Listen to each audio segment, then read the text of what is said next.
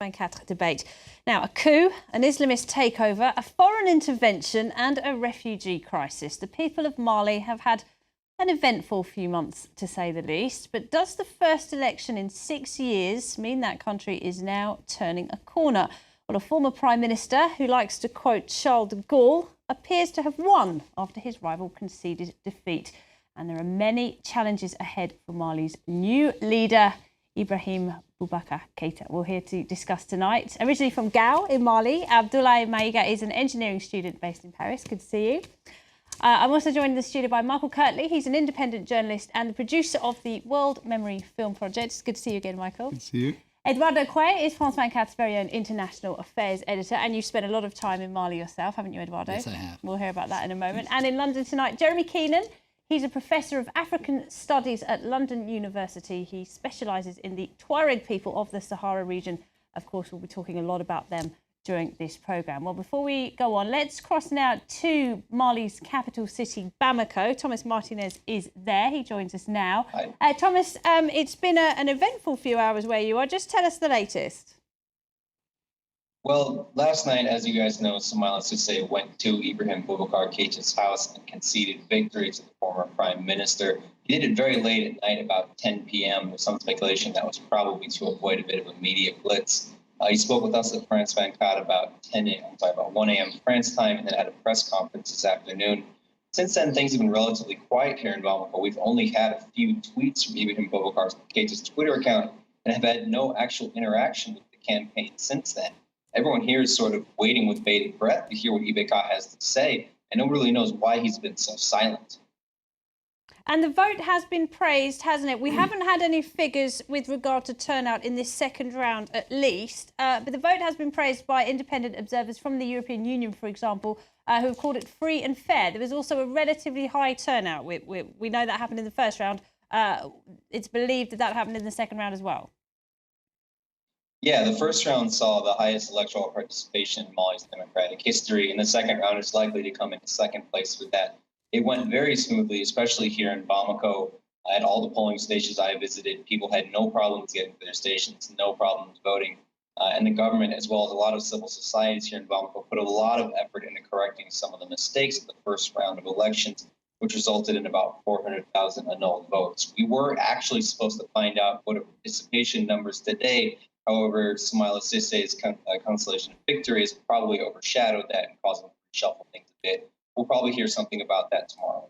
OK, Thomas Martinez in Bamako for France 24. Thank you very much indeed. So that's the latest from Mali following that election. And as Thomas just said, we're all waiting to hear from the new president-elect. Well, before we kick off tonight's discussions, just who is Ibrahim Boubacar Keïta? Olivia Salazar-Winspear has this report. Ibrahim Boubacar Keïta, known as IBK across Mali, is a well-known face in the nation's politics. The 68-year-old worked as Prime Minister for much of the 1990s, before going on to head the National Assembly from 2002 to 7. During the campaign, IBK had support from Captain Sanogo, the leader of the junta that toppled former President Amadou Toumani Touré last year, an alliance that earned him criticism from certain quarters. Captain Sanogo isn't a bogeyman for me, but he is for those who never accepted the departure of the former president. There weren't many. People have often said exaggerated things about him. That hasn't been my case. IBK also has the support of Mali's High Islamic Council, something he'll likely need badly in putting his country back together. Malian voters are waiting for the new president to engage in national reconciliation, to put institutions back on their feet, and to give them a sense of confidence, because they have the sense that they've lost their honour, that they've lost their dignity. IBK's Rally for Mali, or RPM party, takes a tough line on Tuareg separatist rebels in the north. They seized power there along with Islamist insurgents in the wake of Captain Sanogo's coup. Still, despite those events, IBK indicated on the campaign trail he was open to talks with the MNLA. Olivia Salazar-Winspear and Luke Schrago there with that report. So François Hollande has already congratulated the new victor. He says he'll be at that inauguration in Mali later this week. Abdullah, what did you make of it? Are you pleased that IBK is coming to power in Mali? I don't think that pleased is the right word. I'm relieved that these elections are over and that they have taken place. I fear a little bit because IBK has not been very clear about his plan. He hasn't exposed exactly what he plans to do within the next few months, next few years.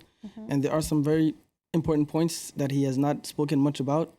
So I'm eager to see what he's going to do, but still remain a bit skeptical about exactly how he plans to take the country in hand.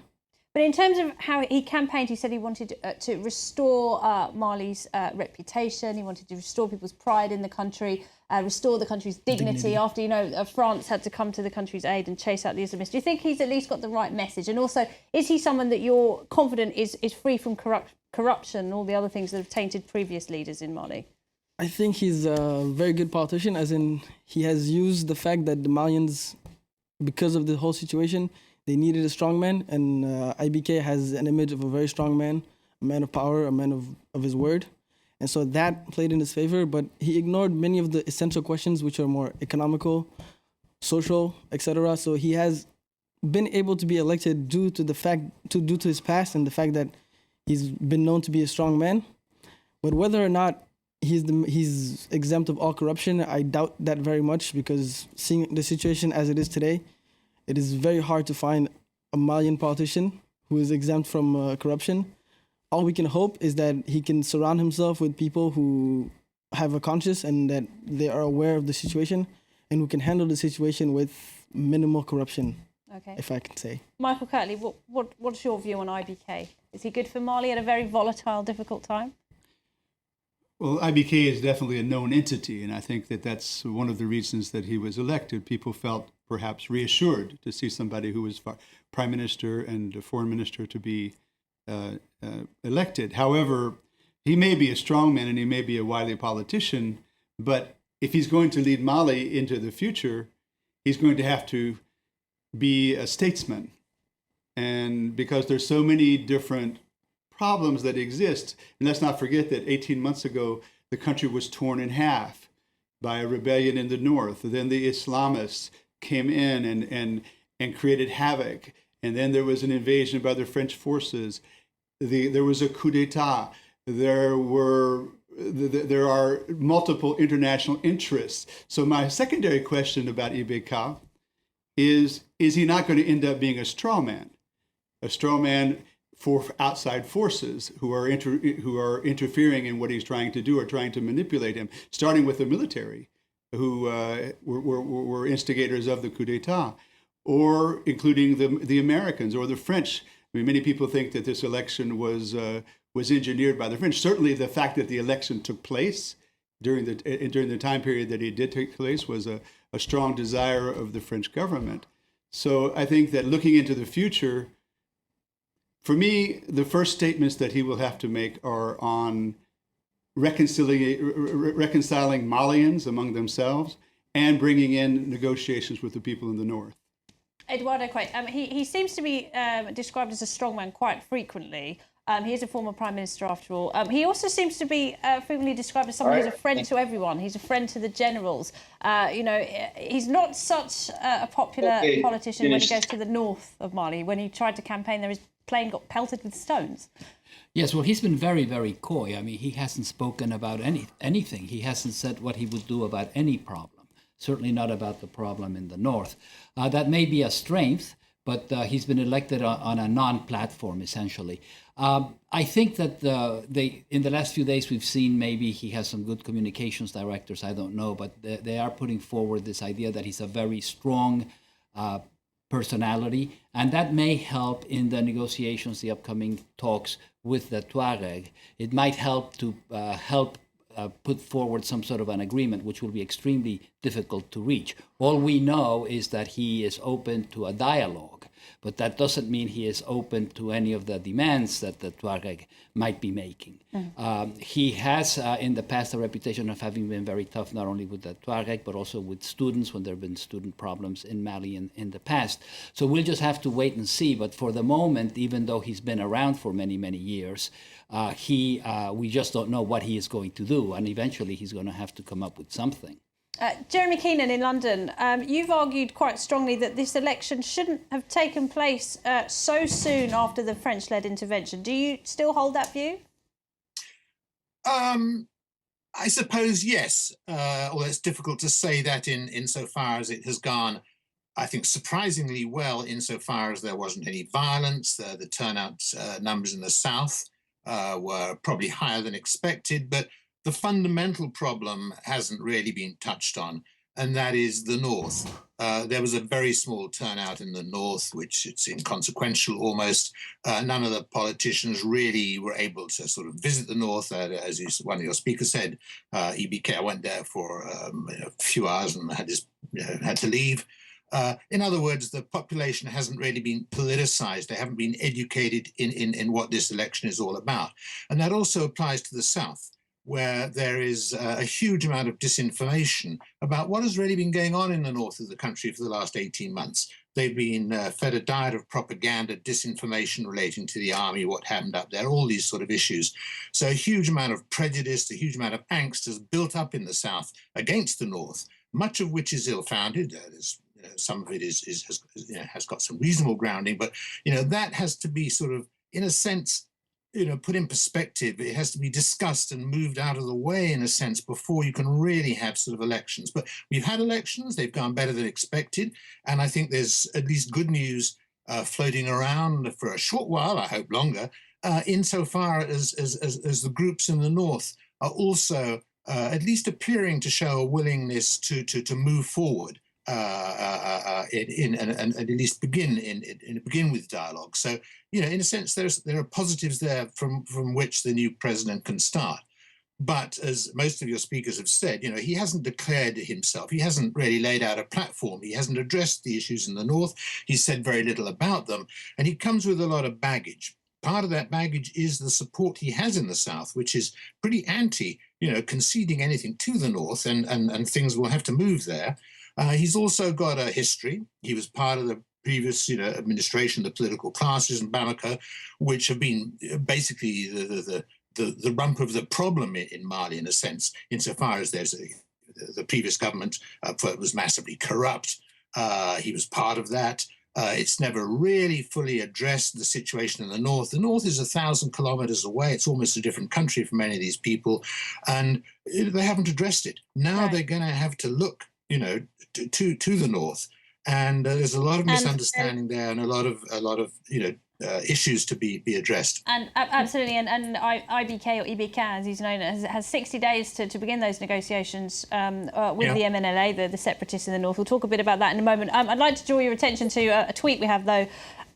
Mali's new president-elect, IBK, now has the tough task of reconciling a divided and war-torn country. And Abdoulaye Maïga, divided is really the word there, because large parts of Mali are not under the control of Bamako, and that's surely going to have to be the first thing the new president deals with. Well, I think large is speaking-wise. It's a very large. It's a very large domain. It's not under control because there's a lot of desert.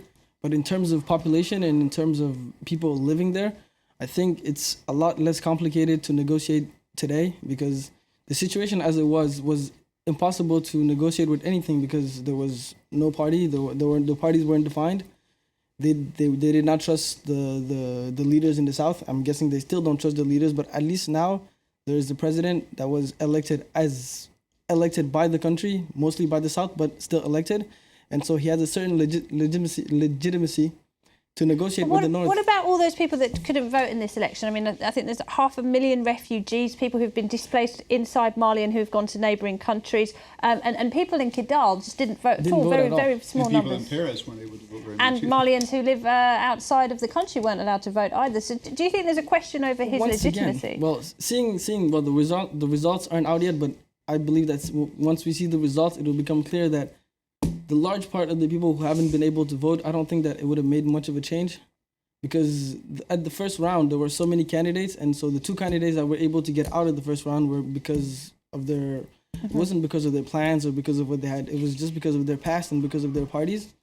And the situation as it was today, there was one economist, Cissé, who was very intellectual about the situation, and he wasn't able to communicate fully with the Malians, and mostly with the Malians of the South, who were thinking about having a certain dignity to the country and how to reconsolidate the country, whereas Soumaila's point was trying to build the country economically. Well, and I don't know if it's good or bad, but either way, I think that Ibeka had a large advantage compared to Soumaila, and today, even Soumaila is forced to recognize that there was a certain dominance and there was not much that could have been changed with the votes of the different populations. Michael Curley, do you think Ibeka has a plan when it comes to negotiating with the North now? Do you think he's got in mind what he wants to do? I'm sure he must have a plan. It'd be kind of silly not to have some sort of plan, but I think that that plan seems to be based, when you talk about divisions in Mali, it's not just the question of the North and the South. There's also the division between the younger and the older populations, the younger populations who don't necessarily trust these political classes. Now, that came out a lot in the aftermath of the coup d'etat and before the coup d'etat against President Touré. But it's going to come out soon again, because people are tired of the corruption there. There's also the division that concerns the military and the rest of the population. IBK has made a lot of, he's shown a lot of efforts to have a rapprochement with the military. But what does that mean? He's also said he's going to send the military much more into the north and much more throughout the rest of the country. So in terms of a plan, in my viewpoint, in looking at it, it seems to me that his plan is to be a strong man going into the north and take over the north militarily, so that the Tuaregs and the other populations there, that the Arab populations that may be not so much in agreement with that idea, will have to back down. That seems to be, let's not forget also that some people talk about the fact that there are two military forces now there are the Westerners, or together with the United Nations, 12,500 and the Malians, UN but there are troops, also the Tuaregs. The MNLA are an armed force of people. So it seems to me that his approach towards negotiation is going to be basically strong arming. Eduardo. Well, he probably is going to come into those negotiations as people do in negotiations, with their extreme positions, and that's negotiate from there. But I think that there are fundamental differences now from the past, and that is number one, the presence of the UN troops. About 6,000 now. It'll go up to 12,600 in a couple of months at the latest. You still have the French there, about 3,000 now, and it'll be down to 1,000 by the end of the year. And the massive presence of the international community will mean that Keita will have money. He will have money to give. And that might very well be something that he will use. Just to explain, there's $4 billion worth of foreign aid, right, which was contingent on this election happening at all. Exactly. And so the international community is there. He will have something to give. One of the problems, of course, is that since independence, the North and the Tuaregs have been completely ignored. The area is underdeveloped, and this is one of their major complaints. And now they probably will go and start developing the area. Eduardo, hold that thought for me. We're going to have to take a short break. When we come back, the international headlines in the second part of our debate. Stay with us.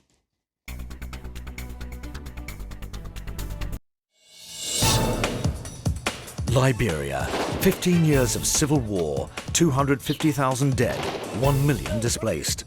The capital, Monrovia, is overpopulated, its infrastructure grossly inadequate. Despite rampant poverty, shortages of water and electricity, people still believe in the future.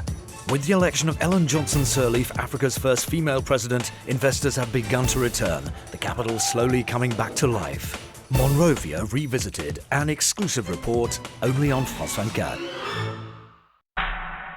8:30 Paris time. Les équipements qui exportent le pétrole. Reste à savoir maintenant comment. It's a very entertaining film. Finish ahead of the team Sky. If you haven't left. Nous avions très peu de trains.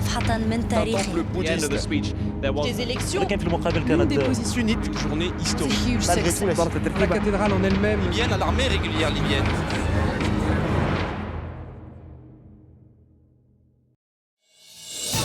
Throughout the week, France 24 keeps you up to date with all the sports news, all the action, all the excitement, all the results.